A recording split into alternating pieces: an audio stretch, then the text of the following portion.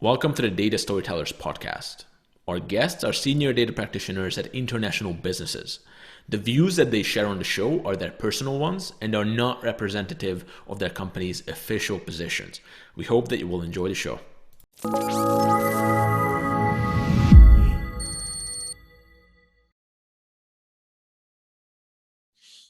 Hello, data storytellers. So on the show, I have with me Sid Shah, the global head of data analytics and insight over at Condé Nast. Sid, welcome on the show. Hi there. Nice to be on the show. Lovely to meet you, and looking forward to our conversation. Our pleasure. And Sid, you've been around the block in the data world for a while now, right? And yep. With Condé Nast for just over 5 years. Just to introduce yourself to the audience, and then we can get into the meat on the bones in terms of the hardcore data topics. But first, just a quick introduction about your role over at Condé Nast would be helpful, and we can take it from there. Yeah, my role at Condé Nast, and you're right, I've just over 5 years.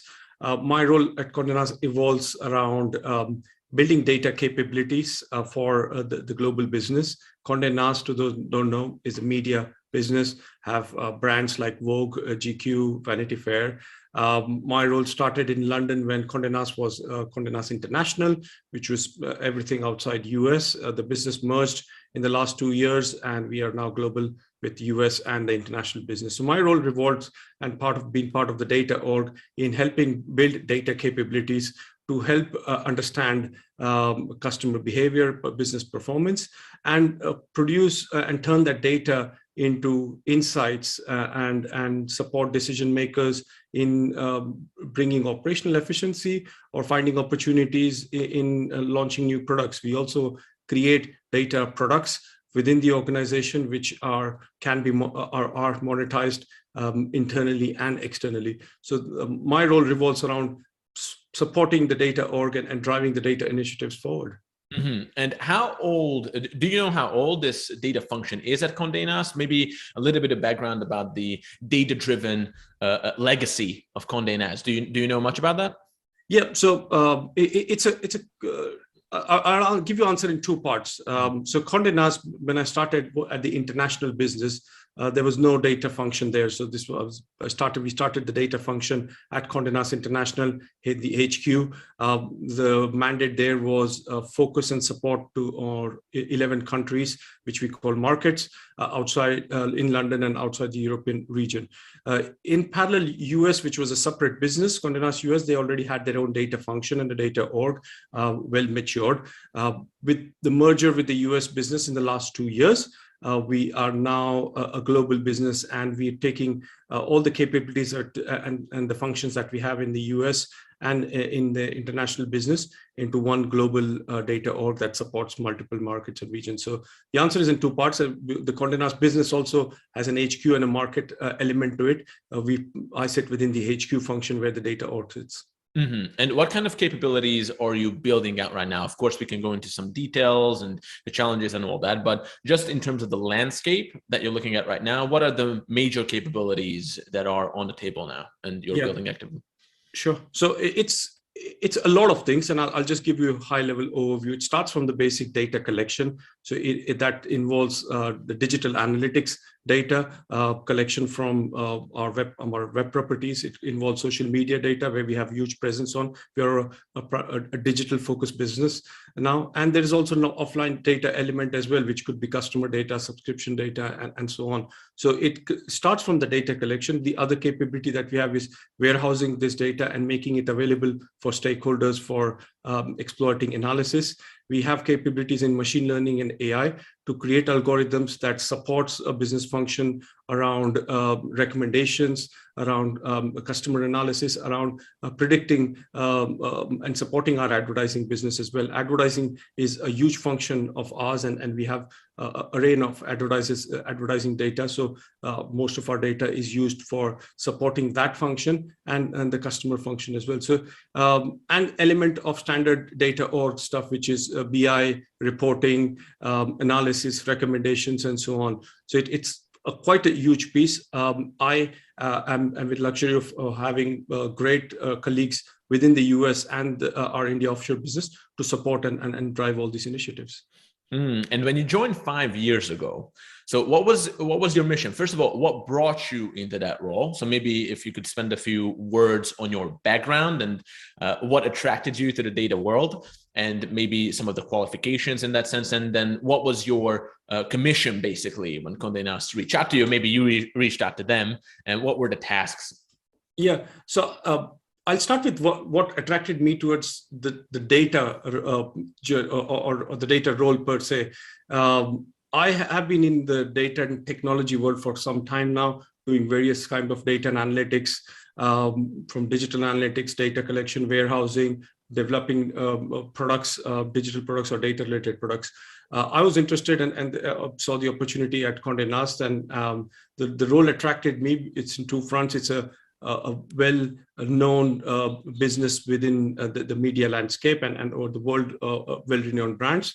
It was an opportunity to build something new for an existing business and drive the digitalization and focus on interesting things around driving, creating a new revenue stream like customer revenue stream or supporting the digital advertising business. So what attracted me is an initiative and a business where it wants to protect and support, drive the legacy side of things, but it also wants to create and innovate on new business initiatives, and where data will be playing a critical role, as we all know, in the digital front. So I saw this opportunity to build something new and create a strategy and a vision that will help and so create a solid foundation where the business can take things further from a data and a technology point of view.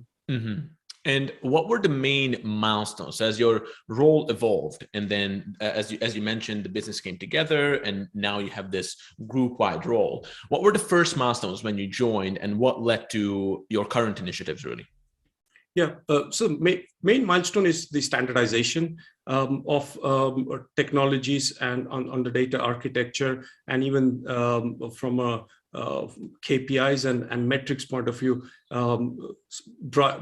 focusing on standardizing some of the things we have. We had multiple versions of truth. We consolidated and create a single source of truth on a lot of our data capabilities, right from strategic KPIs to how things are tagged and collected from a data collection point of view as well. So the main milestone was to create that foundation and have that foundation where a global business have a same set of measure of success. When we talk about when things went well, it meant the same thing. And when we discuss challenges, we know what we are talking about. So that was a great milestone within the business, especially in the first year or 2 years or so. And then that helped create a solid foundation to build on and do interesting things. I know, especially in the world of machine learning and AI and so on, you can't go further until you have a good, solid, quality data in. And I think that was one of the biggest things that we wanted to achieve before embarking the journey and doing something exciting with the capability of cloud and machine learning. And so these foundational milestones, and we always come back to this, by the way, like even when you play basketball, even the greatest players who can do the most flashy dunks, when you ask them about the secret to their success, they always say, I have solid fundamentals. I always work on the fundamentals. So that's true in data too.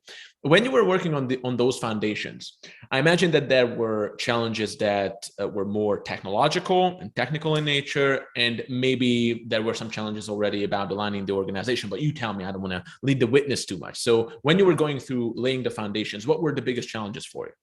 Yeah, I think in any industry, and in my case as well, the challenges are both technical and people, process, or business related, if I could call that.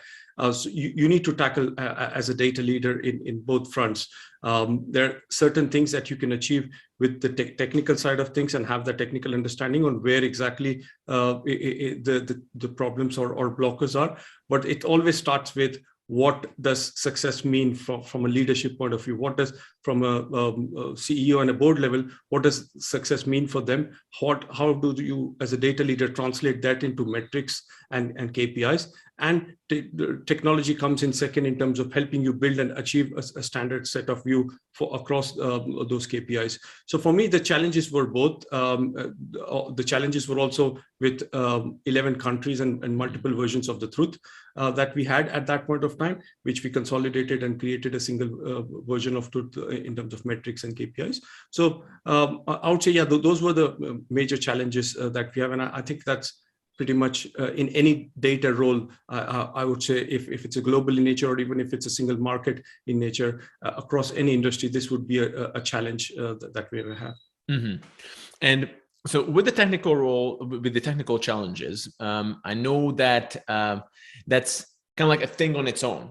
But when you were trying to coordinate a global business, and I imagine you had to reach out to a bunch of different people, what were the specific issues there, or the bottlenecks? Like, how did you manage to be that conductor and connecting the dots and making sure that everyone is looking in the same direction? Can you maybe talk about that a little bit, because it's a very interesting case just in and of itself of a business really changing how it operates, and then data was a very important part of that change, and you were at the helm of that. So can you talk a little bit more about that experience of trying to organize people and reach out to them, and maybe the more people and processes side of getting to that single source of truth? Yeah, I think the important bit here is to understand why things are done. I think that for any change in any aspect of the business, and that applies for data too, you need to understand the history of why certain things were done, the drivers behind a certain way of doing things, or a certain approach of analytics or data. So for me, it was around understanding how a business was set up in a market for a brand, and working with the leadership team, both at a technical leadership level and a business leadership level, to understand the drivers and how does that translate into metrics and revenue for that particular business and brand and the region, and aggregating all that knowledge and aligning that to what the business needs to focus on for the future is the strategy that we had in mind. What makes sense from a KPIs point of view, from a business point of view, to align these people. So we had to follow that. I had to coordinate and work with the business leaders more to make sure that I understand, and whatever I recommend, it does ensure that every business element is taken care of. Some element of change is required, so you have to have those critical negotiation, persuasion, understanding type of skills within that role to take things forward, to make sure people are aligned to certain things that you will be proposing. But it's also important that whatever you are proposing encompasses everything, or touches the concerns or the valid questions that each stakeholder that may have. So we had to go through all that process to come up with a recommendation that we call is a true level of success, or a single source of truth. Mm-hmm. And was it you doing that, actually communicating with the senior leadership team? Or first of all, how big was your team that you coordinated? Yeah, you require people. I would say it's never a single person's job in it. I had the luxury of having my peers, my peers within the data analytics world, peers within the digital stakeholders that we have. We had product and marketing and other stakeholders that were new to the business as well. So you had the luxury of that. My team was small at that point of time. I would say small in the sense of the number of people, but relevant for that particular role. It's around 6 people at that point of time that helped me navigate through the operational technical side of things. So it's always a collective effort for a business like this. It's never a single person's job accumulate all that data or an information and produce something. So I think I was quite lucky to have a great team around me that were experts in certain elements of the data. As I mentioned, we at the start that we have different types of data. Some requires a deep level of understanding from an advertising data point of view. Some requires deep understanding of web analytics data. And I had peers within the team who understand and took that challenge on as well. And when you went to the senior stakeholders and you try to get inside their head and really find out what they care about, what kind of questions were you asking? I think it's the first thing is to do the before the question. I think I'll take a step back. It's you need to do your homework well. I think you need to understand what exactly is going on within that business. So I think before you even go to stakeholder, getting that groundwork ready from, at least this is my personal view, is understanding what is going around the business, working with this the junior team members is quite important. So you to get the lay of the land. The questions that I normally focus on is as simple as it sounds. What does success mean for this particular business unit? How do you define success? How do you how would you compensate your teams? What are the metrics and the reports that you look at on a daily basis? What keeps you awake and motivated? Things like that translate into the data world easily and goes into the types of data that they look at, that they worry about and care about, and that easily leads into the conversation on what the business is thinking about from a future point of view as well. So those are the things that I would say. It needs to be relevant for them. You cannot talk about technical bits to stakeholders like that. For us, we had clear goals around audiences, around audience growth, around audience engagement. We had clear goals around digital advertising. So that conversation easily leads to, when you have good understanding of what we need to focus on as a business and what they will be caring about, that leads to that great questions, which is relevant for them. And you doing your homework and really spending time understanding what they care about and having the meetings, investing time into this and attention, and really making them feel heard and understood. How do you think that this impacted your relationship with those stakeholders? And also through that, how did it impact the perception of data within the entire business? I think it helped immensely because as starting a new role in an existing firm, which had already processes and people in place, it helped immensely to help me navigate through the different structures better, but also presenting myself better as well in front of the stakeholders, because they knew I was what I was talking about, and help create and tell that story better in terms of where we are leading to. So it helped immensely. It also helped immensely once the work is done. It's not a one project work as such. This data and the work we do is an ongoing process. It helps in managing and working, collaborating with the different stakeholders at different levels and different projects as well, to go from that point onwards. So it helped immensely to go through that process and embark that journey initially, which translated into more collaboration, more work and partnership, which helped me in future create communities within different markets to share knowledge. So it won't be possible if you had not done all that work, or if you have treated that as a single piece of work or single piece of project, that wouldn't have translated to all that. So yeah, I would say that all that helped immensely. You said a few interesting things there that I would like to touch on. One would be about storytelling, which we can get to in a little bit, but you mentioned communities. So this is something that keeps coming back, that if you manage to find a way to create powerful, coherent communities within the business, the return on investment on that is just huge. It just keeps paying dividends. Now, doing that is not the easiest thing. So it's not a technical effort, right? So you need to engage people and coordinate them. Can you maybe talk a little bit more about that? So how did you have the vision to create these communities, and how did you go about organizing them? Yeah. So the vision was naturally there as part of this role, sitting in the HQ and working with multiple brands and markets. It's not possible for anyone in the HQ to have accumulate all the knowledge that is there, even with all the reports. So you need that human understanding and a local expertise on why certain things happened, and the drivers behind that and the change. So the vision was always there, to have some sort of a forum to discuss and understand more.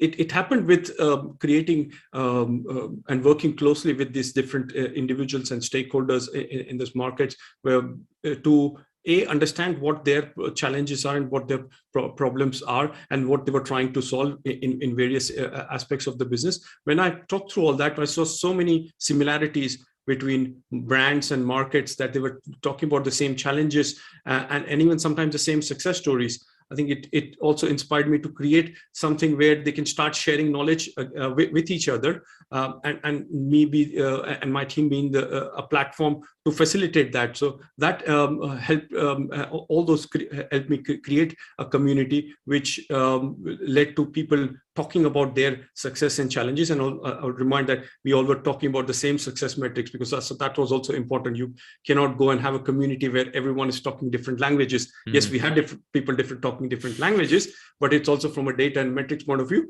talking about things that makes sense. So that helped and create that community where people started sharing more. You had to build a trust. I think that is the factor that is quite critical in a community building. You need to give some information as well. So from our side of things, we were talking about what we see from a central point of view. What does the global trends look like? What are the drivers and so on? So you have to give and then expect people to talk at the same time as well. So that requires a lot of trust, collaboration, planning, which leads to a community discussion, or in our case, a call on a monthly basis to talk about certain topics, and let people lead on and share their success stories or challenges, which turned out to be where people can start collaborating with each other and taking that opportunity to work together towards a common goal. So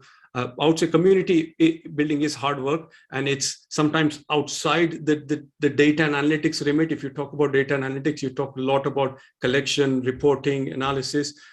This involves a lot of other pieces, which touches project management and other aspects of our business life, which probably not many have been exposed to. And I was lucky enough to be exposed to, and I was quite passionate about as well, because while this day-to-day serves a purpose, this also served a purpose for me. Is you're talking to people, you're understanding their pains and challenges. So that helped me create a better narrative and vision for my work as well. It's really interesting to me. So tell me if I'm wrong, but what I'm getting is that basically your focus was on understanding these stakeholders as much as you can in order to be able to provide value to the business. And then the best way to do that just happened to be actually creating communities. And then the product, the side effect of actually working with these communities was, and again, you can tell me if I'm wrong, but was an increased level of data literacy and understanding data, data-driven culture. Maybe I know that these phrases are being thrown around, but yeah, I think it might apply here. And maybe even, and I would have a question about maybe data governance, even where people not just understand data and now they are looking for ways to work with data, but they do have the know-how and the tools that they can actually use to do that. So would you say that this is accurate, that this was the process? How intentional were you about creating data literacy, data-driven culture, and implementing data governance? Yeah, I was, or I would say, I and my team, and we were conscious on those things, that data literacy specifically and data-driven culture was on the top of our mind always, around when we're creating communities. Community is one of the elements, and I think that has resulted into quite a few positive outcomes based on that. But there's also other elements of our of the work and the output that the team and myself did. So I would say yes, it resulted into a more data-driven culture. The literacy was quite high, and it also for us is making sure that it's at the same level for every piece. Or across all brands and markets as well, because data literacy for us was challenging bit because we had varying levels of data literacy. So to bring people on the same level was one of the challenging bits, and also the geography element, especially someone from Japan has the same level of understanding of what audience and the data means compared to Mexico. I think that was quite important as well, to bring everyone to the same level.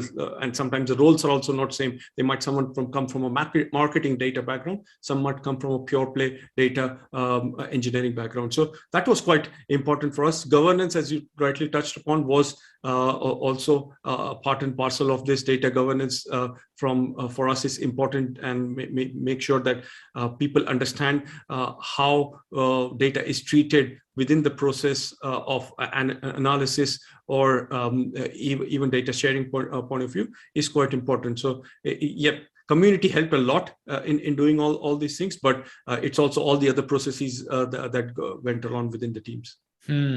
So it sounds like there was a lot of educational effort going into this, bringing people on the same level. Now, I would imagine that this has a lot of different elements. First of all, maybe creating the right standards, and then actually expanding people's knowledge and understanding. What do you think are some of the key aspects of good and effective educational effort when it comes to data? Because these people naturally don't live and breathe data, while you guys have this very in-depth understanding with all the technical jargon involved, right? So what do you think are the key elements of a successful translation process? Yeah, I think the key element here is you have to take it down to the business. And I think you first need to have a good clarity on what is the business, what is success for the business, and what are the goals for the business. Once we have that, and how it translates into metrics. So you need the buy-in and alignment with the leadership first, because you cannot, as a data team, start talking about KPIs and metrics which are misaligned with the senior leadership. So the first step was, and in my case, I was had a great opportunity to work with the board members from day one to align on what we are talking about from a business goals point of view and data metrics and reports and that so on. So that is, I would say, is the first step of it, to making sure that is aligned. Once you have that in place, then translating that into areas of data that are relevant for that particular business unit is something that is important. So there's something at a high level you can talk about how things are performing, what are the drivers of certain performance, and then relating it back to, for a business unit. For us, it could be editorial, it could be product and or marketing. Relating and converting the business goals and metrics into things and data and reports and actions and insights that are relevant for that particular business unit is quite important. So when they look at data, they know what we are talking about and how does it matter to that particular business unit, and what are the key actions for them is quite important. So going through that process and communicating a story around that and making it relevant for those business stakeholders is something that I managed to do. So you mentioned story now multiple times, and our name is the Data Storytellers. So maybe we can spend a little bit of time there, just to explore storytelling and what kind of role that played in the evolution of your role and the data-driven journey over at Condé Nast. So first of all, you mentioned multiple times now that the effort put into understanding people, making them heard, and also through that, really developing a genuine knowledge about what these people care about, connecting to them, getting down to their level is absolutely crucial. Now, at the same time, you are on a mission, right? So you do want to achieve a certain vision in the company. So once you understood those people, and that's maybe like the more passive element of storytelling, now you need to go out and actually change how they view the world and how they act on a day-to-day basis in their job. Stories can be immensely powerful in that, if you know what you're doing. So first of all, what kind of stories were you telling? When you mentioned success stories a few times, are you talking about internal stories at Condé Nast, about something that you've done for a stakeholder? Are you talking about maybe some abstractions about data, explaining some trends, maybe getting some examples from outside of the business? So what kind of stories were you telling, really? Yeah, I think storytelling is quite the important aspect of it, and it involves in multiple aspects of data and the way you convert into it. The stories that we were and I was telling at Condé Nast was multiple phases. I would say there are multiple elements of it. One is around what is the how is the business performing, and how what are the drivers for success, what are the challenges that we have, and creating an element of storytelling there is quite important, and not just let the numbers dictate and let people interpret the numbers in their own way. That was something quite important. So the messaging and the story around what's happening, why it's happening, and what you should be doing and thinking was important. So that is one aspect of storytelling. The other aspect of storytelling is just the market landscape and the competitor landscape as well. In our world, it involves a lot of digital data. So there is consumer behavior data. There is data around social media and consumer behavior and interaction with their. And we interacted with multiple social media platforms like Instagram, Facebook, WeChat in China, and so on. So storytelling around what's happening outside, what does consumer think, and what are the opportunities for us as a business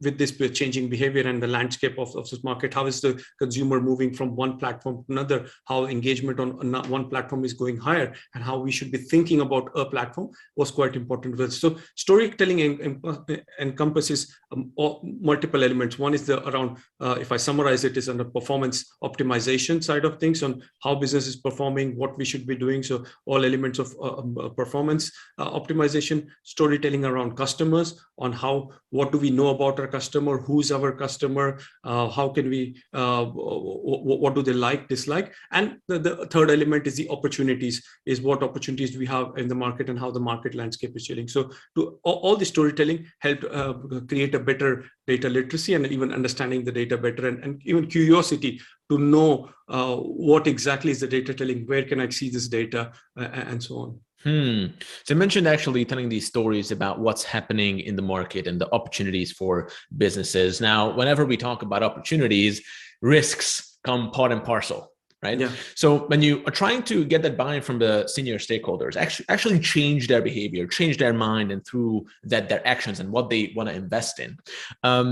What is your preference? Do you like to talk about the opportunities and make that desire pull them forward? Or do you like to at least touch on the risks, to have some of that concern chase them towards the right investments?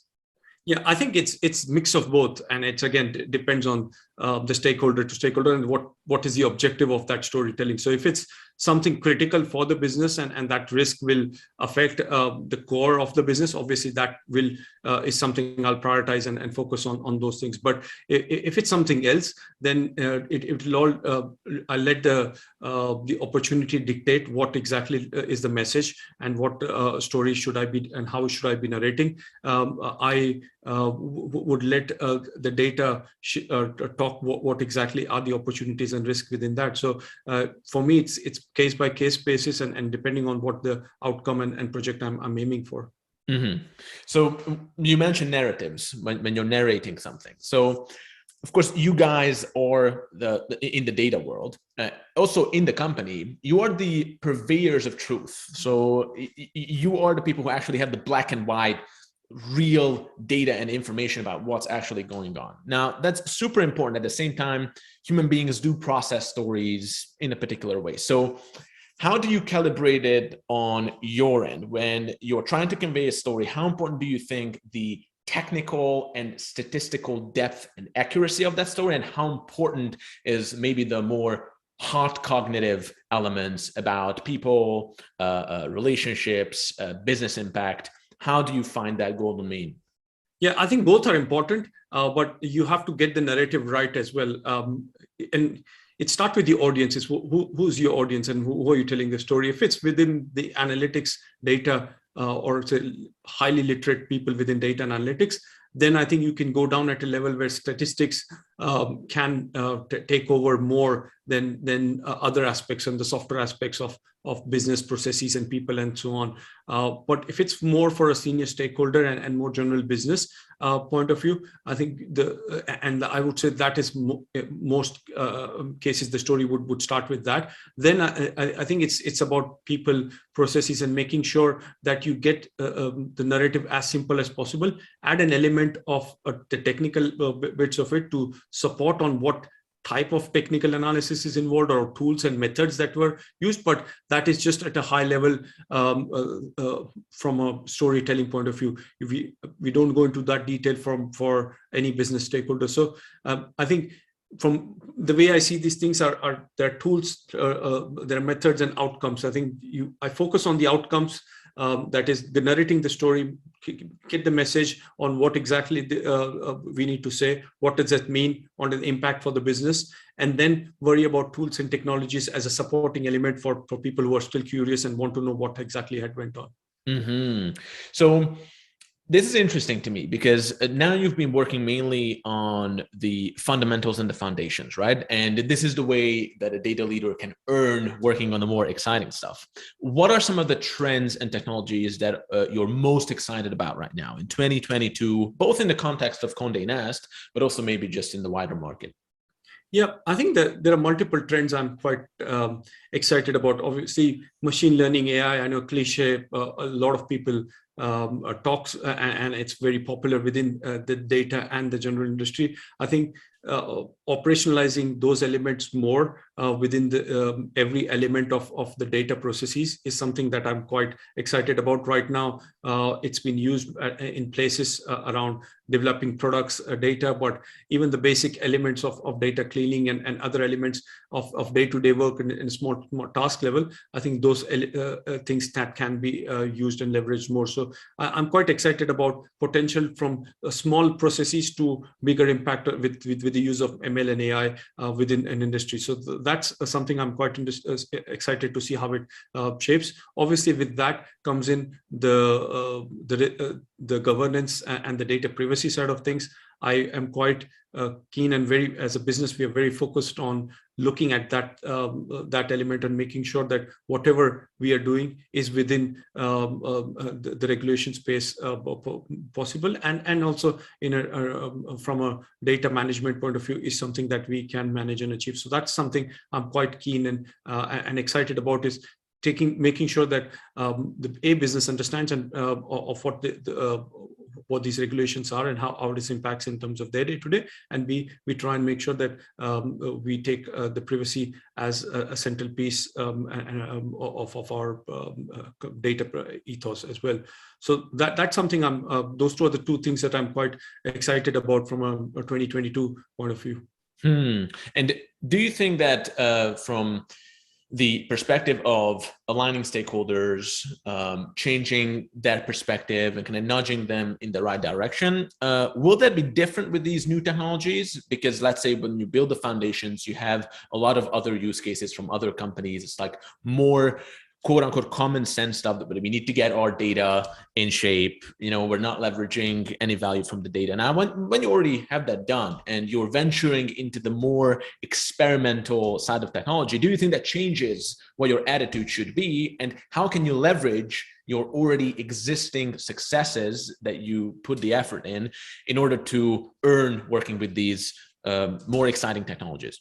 Yeah, I think in this newer technology, there'll be from my point of view, there'll be a slight change in how we approach things. Obviously, the existing relationships that we have and the trust that we have built based on the work that we have done in the past will help translate and get that buy-in. However, even this newer data models and technologies and the AI that we have, it's still there's an element of understanding how decisions and the outputs are made out of these models, what biases are used.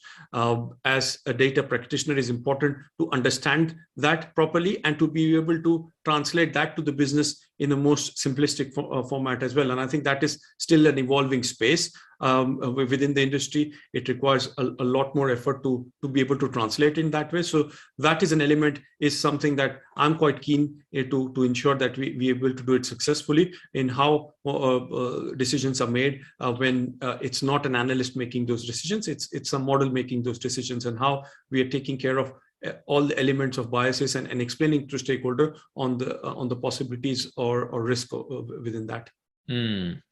So my last question would be that, regardless of what you're working on, whether it's the more fundamental stuff or the more advanced technologies, the common thread is that you still need to take that leadership position and make things happen in the business. Now, that's a very human thing, leadership itself. As a data leader, what do you think are the most important elements of successful leadership in the data analytics space? So if you could maybe mention a few of the key virtues of a data leader, and maybe the right posture. Do you need to be more assertive? Is it more about just, focusing on serving people the best way, maybe integrating these different sides of leadership? What are your thoughts on that? Yeah, I think data leadership and how a data leadership should behave, and I think it's a very subjective thing, but I'll share my own two cents on what I feel on this topic. I think personally, for me, bridging the gap between business and technical elements is something that the data leaders, from a functional point of view, is quite important to be able to translate and create a vision for your team on what this business needs to achieve and what do we as a data and analytics team needs to achieve, and provide that clarity to the team is something that's fundamental for a data leadership role. Post that, it involves working closely and collaborating with your team members. I think data leaders have to work. There's an immense aspect of team collaboration that involves within the data leadership role, and especially in this field, you need to understand people's aspirations and focus on what they need to achieve in their career as well. So there's an element of from vision to people management that you need to bridge that gap with creating a processes and infrastructure in place that support, that creates an environment where people can learn and also you can achieve your vision. So embarking into your journey of data and doing the things which the business needs is a functional element, but it's also what your people and your team around needs is something that you need to do. It involves a lot of element around creating the right structure, prioritization, focusing on collaboration more, being more a leader which has strategic and tactical element involved. It requires a lot of things in there, but on the heart of it, what I'm trying to say is you need to focus on both, because you as a leader, you're nothing without your team. You're not be able to do or create that great outputs without your team. So focus on the team more, and I think that's with this attrition and great resignation and the era of that, I think that element is equally important, as well as the business side of it, creating a vision and a goal for the business and a strategy for the team. Sid, fantastic. Well, I think this is a great note to finish on, and this has been a fascinating interview. I think we managed to go quite in depth into the storytelling elements, so I really enjoyed it. As a final word of advice, what would you recommend to aspiring data leaders in the beginning of this new decade, which can be the decade of data? Really, we've all heard the buzzwords about data becoming the new oil. So, what would you recommend to aspiring data leaders to focus on? Maybe one or two things. Yeah, I think the one or two things, technical skills are important. I think that will help you get into data, but post-technical skills, the people, the business elements of the skills are quite important, that are not well documented. There are not that many training courses out there to tackle all that. And that comes with experience and working with different processes and tools and teams as well. So I would say focus on those skills and get as much exposure to different types and varieties of projects and businesses as well. Understanding how data is utilized in various industries and how it can solve problems from a car manufacturer to an online retailer is something is very, very powerful. So either find your niche in that space or focus on things that excite you. Me personally, it excites on both the business and the technical elements of it. So going through all that, and I would suggest getting experience in multiple businesses and understanding the data infrastructure and how it's utilized is something that I would recommend anyone who's aspiring to be a leader. Amazing. Well, Sid, thank you very much for your insights. I already know that our community will love a lot of this. So we will publish some of it on our LinkedIn page, also on Apple Podcasts. And well, we hope to see you on the show some other time. Yeah, sounds good. Thank you. Thanks for your time. And it was lovely chatting with you.